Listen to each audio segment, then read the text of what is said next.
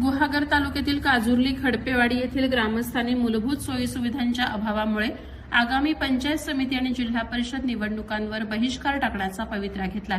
अनेक वर्षांपासून प्रलंबित असलेला रस्त्याचा प्रश्न मार्गी लागत नसल्याने ग्रामस्थांनी प्रशासन आणि लोकप्रतिनिधींविरोधात तीव्र संताप व्यक्त केलाय। खडपेवाडीमध्ये आजही पक्का रस्ता उपलब्ध नसल्याने दैनंदिन जीवन जगणं कठीण झालंय। विशेषतः पावसाळ्यात आणि आपत्कालीन परिस्थितीत रुग्णांना दवाखान्यात नेण्यासाठी ग्रामस्थांना आजही कावडीचा आधार घ्यावा लागतोय। अलीकडेच एका आजारी वृद्धाला कावडीवरून वाहून नेतानाचा व्हिडिओ सोशल मीडियावर व्हायरल झाल्यानं या भागातील विकासाचं विदारक वास्तव समोर आलं। रुग्णवाहिका किंवा साधे चारचाकी वाहनही घरापर्यंत पोहोचू शकत नसल्याने रुग्णांचे हाल होत आहेत। ग्रामस्थांनी दिलेल्या माहितीनुसार रस्त्यासाठी ग्रामपंचायत ते जिल्हा परिषद स्तरापर्यंत अनेकदा निवेदनं देऊनही केवळ आश्वासनच मिळालेत। निवडणुकीपुरते हात जोडणारे पुढारी नंतर वाडीकडे फिरकत नाहीत असा आरोप ग्रामस्थांनी केला।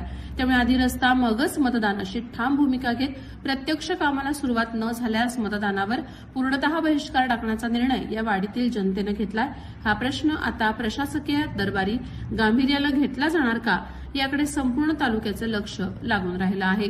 प्रहार डिजिटलसाठी आशिष कारेकर, गुहागर।